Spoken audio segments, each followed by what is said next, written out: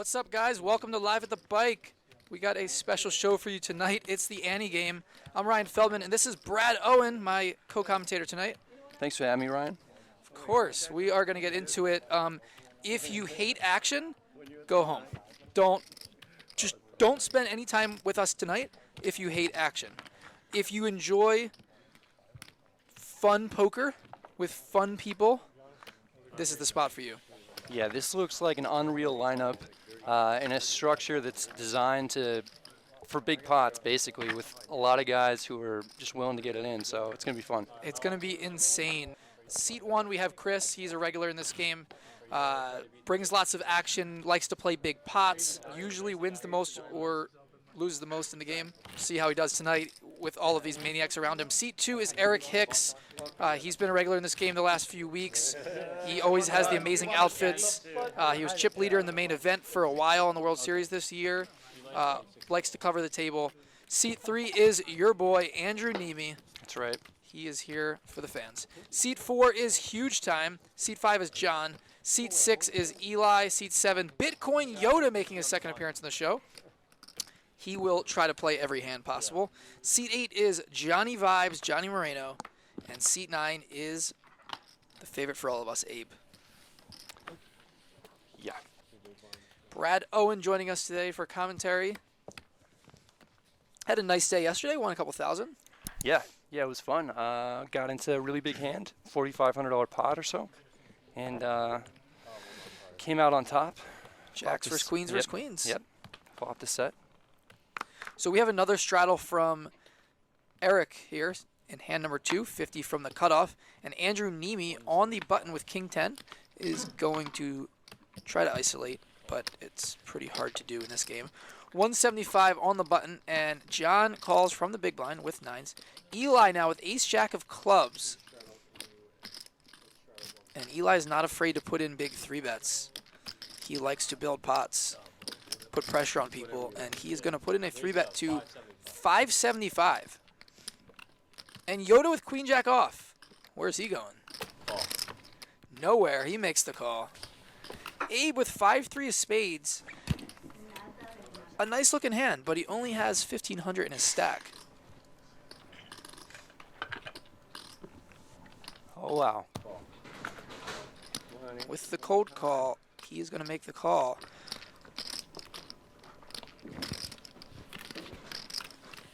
And Andrew is going to get out of the way. All right. John calling, of course. So we're going to go 4 ways to the flop. We got 2,500 in the pot already. These pots get massive in this game. We like to say that it plays similar to a 10-25 or bigger. And when you get the Mississippi straddles like we've had so far, it definitely plays bigger. And look at this flop. 8-4 deuce, 2 clubs, nut flush draw for Eli, overpair for John, nothing for Bitcoin Yoda, and an open ender for Abe. Check.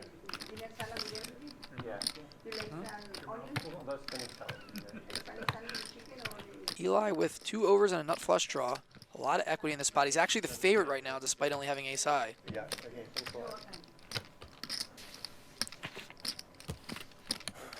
Lead 750. Abe's going to call with his open ender, but he's only going to have less than $200 behind. Johnny?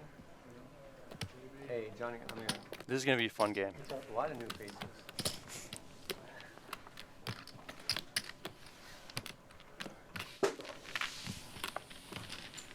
Three players. And John makes the call, and look at this. Top set now for John, the complete nuts at this moment.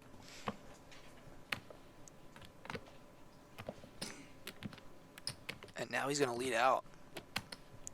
It's a great lead by John when you have 2 players behind you, a player that bet and a player that called. Yeah, absolutely. I mean, you know at least one of them is going to stick around most likely when you lead this dry turn card.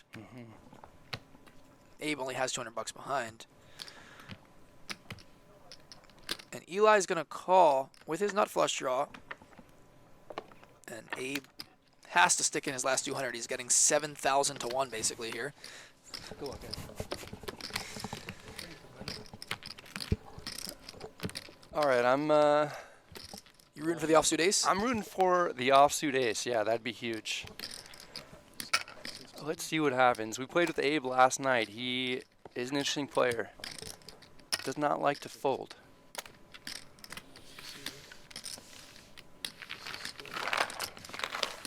Okay. Side talk right here. And the offsuit Wow. ace. Oh Okay. my god. All in. Oh my god, Oh, what a rare jeez. card. Oh man, John with a set and Eli Rivers top pair. Abe wishes he had more money behind. Yep. He would be dreaming in this spot. If John went all in and Eli called and Abe was behind covering them, could you imagine? Yeah, John. 24. Okay, he's in for a rude awakening here. I don't think he's going to expect anyone to have 3-5. Yeah. I mean, I don't take you don't post. Except for draft. If Abe covered everybody, he'd win a 17K pot most likely here. No, I just don't deal you in. Okay. Yeah, it's not turn. Yeah. You do take 100 each, though, Johnny. Yeah. 100 each, I okay. don't see. Reasonable. That's fair. It's tough for Eli to fold here after he calls down and hits top pair on such a dry board. To 24. Yeah. I'll move it. Just a little closer. Oh, yeah, so, okay. I mean, he has to think what would John shove with, but he did He calls. sort of hit his hand.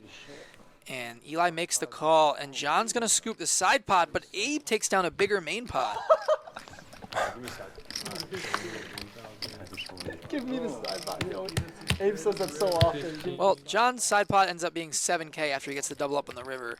Abe's main pot is 5,400. So the side pot was still bigger, but Abe profits the most in the hand.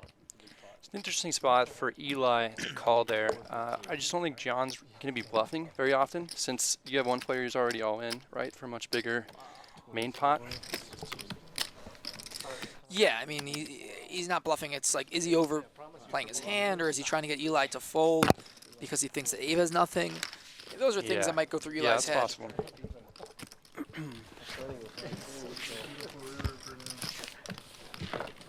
So we're 2 hands in, and what do you think of this game so far?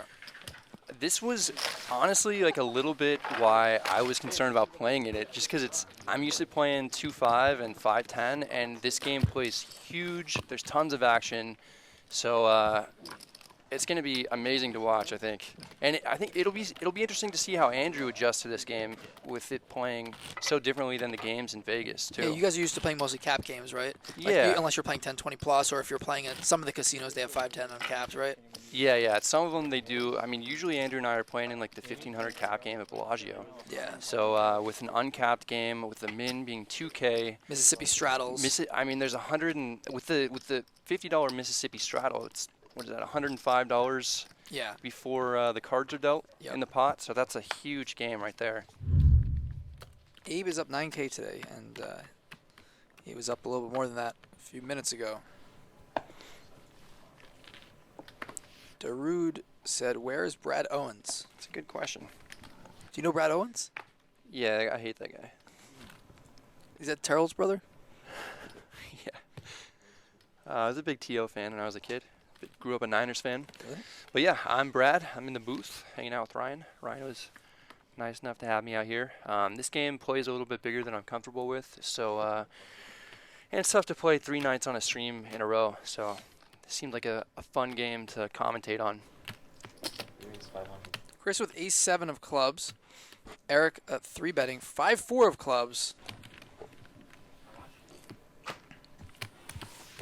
And so this went raise, call. Eric 3-bets from under the gun. It looks like he actually limp raised. A with 6-7 makes the call.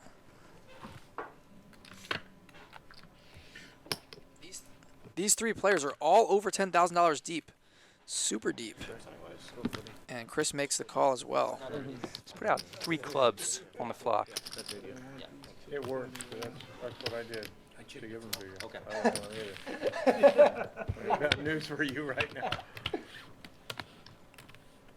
Ace 4-9. Top pair for Chris. Check. And bottom pair for Eric.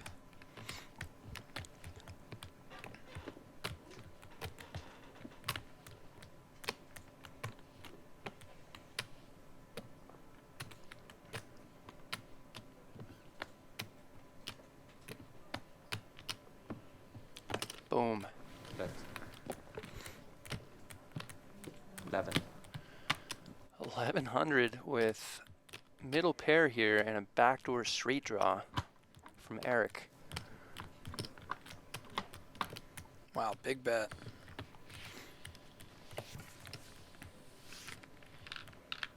I mean, I don't mind just folding here if I'm Chris. This puts Chris in a really such a weird spot. Yeah, it's really hard to continue here out of position, calling Like, pot on there's- the flop. There's no draws out there except for, you know, deuce 3, Yeah, 5 so deuce, 5 when 3. you flat, if you're Chris, like your hand is pretty face up, Yeah. right? Like you just have an ace or better. And also, like, what do you expect your opponent to have, you know?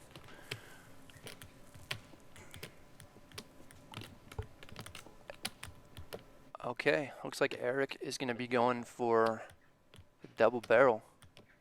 2,500, a huge bet from Eric. And this is why it's not fun playing out of position with a marginal hand. And yeah, Chris is top pair, but it's just not a fun spot. Like, even though you're going to get bluffed here sometimes you just have to fold the best hand because it's such a marginal spot, right? Yeah, but he makes the call, and Wow, we have a $9,000 pot. we'll see if Wow. Eric can empty the clip. A 4 on the river, Never trips mind. for Eric Hicks. Jesus. He just gets there. Oh, man.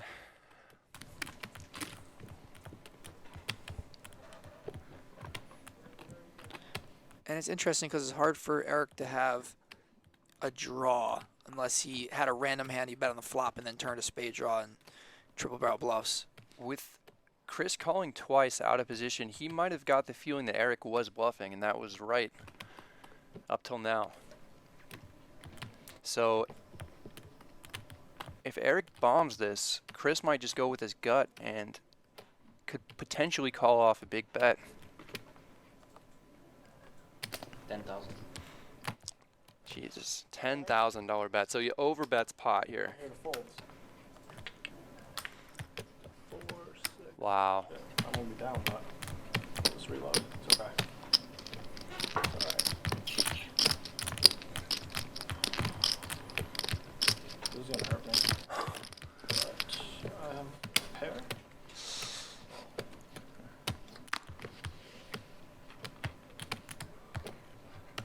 You're so sick. I don't think you do it twice in a row, but sorry, I only need some time. 4,000, 6,000, 7,000,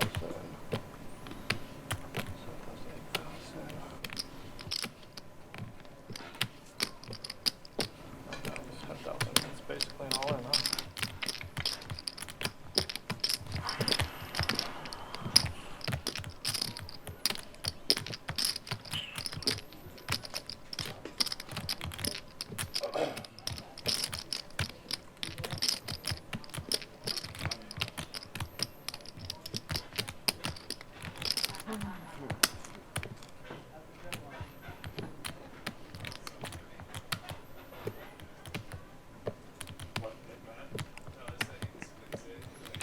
Eric could be doing this with ace-9, ace-jack. I mean, he 3-bet pre, so he can definitely have pocket nines. He could have pocket aces. He could have ace-jack. He could have maybe once in a while pocket jacks. There's a lot of And hands a that he can have 4 here. too. Yeah, and obviously a 4, which is what he does have. But when he 3-bets pre, he's not repping Sure. a 4. He could have ace-4, right? He could have two combinations of ace-4 suited. Call. Oh, and he makes the call. Wow. What a sick river. Wow. And he gets paid. Eric Hicks just won a $28,500 pot, perhaps the biggest pot we've seen in the Ante game. Pretty sure that's the biggest pot we've seen in the Ante game. $28,500, a massive pot as Eric Hicks felts Chris. Chris was up over $8,000 earlier, and Eric Hicks just won it all. Yeah, I think you have to give a little bit of credit to Chris there. Like, if a 4 doesn't come on that river, you know, does Eric bomb it too? And then if Chris makes that call, he's right, and he's up another. I mean, I don't know. It's hard to say. Like, Eric might just give up when he gets called twice, knowing that Chris has an ace in that spot. I don't know. Eric doesn't look like the type of guy who gives up when he wears a hat like that. The turn is the perfect card to barrel. You can put pressure on players on the turn, knowing they're going to fold a lot of decent hands because they know have to call the river as well. When Chris calls the turn, Eric doesn't expect Chris to fold river. He knows that he has a really strong hand, maybe even better than the hand he actually had. Like, he could definitely have pocket nines in that spot. And so You just give him 220 back. I'm not sure if Eric continues the triple barrel. We haven't seen it from too often. He gets there, he gets paid, easy game for Eric Hicks, and a massive, massive pot.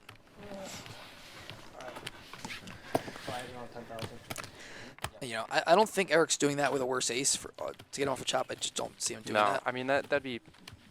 And Eric could have ace king or ace queen in that spot. I don't know that he plays it like that if he has ace king or ace queen, but he could, right? If he just knows that Chris is a worse ace. Chris did call with the hand that Eric would be targeting if he had ace king or ace queen. Ace, please. I swear these are like bigger hands. Wow, what a hand! I would have it too. Yeah, he's right.